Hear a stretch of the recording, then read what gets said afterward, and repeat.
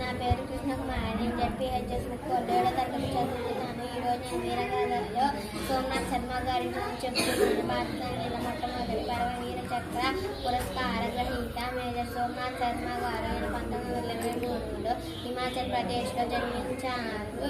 చిన్నప్పటి నుంచి ఈయనకు దేశభక్తి కనిపించాను. ధైర్యం స్వభావం కలిగిన తండ్రి కూడా సైన్యంలో ఉన్నారు. అందుకే ఈయనకు దేశ సేవ అంటే అంత గర్వంగా అనిపించేది.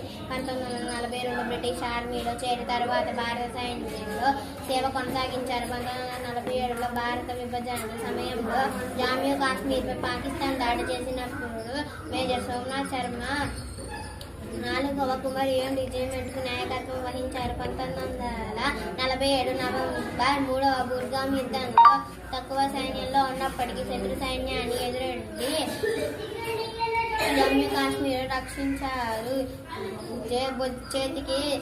భుజానికి దెబ్బ తగిలిన యుద్ధ భూమిని విడిచిపోలేదు. చివరి వరకు శత్రువులను ఎదుర్కొని వీరమరణం పొందారు.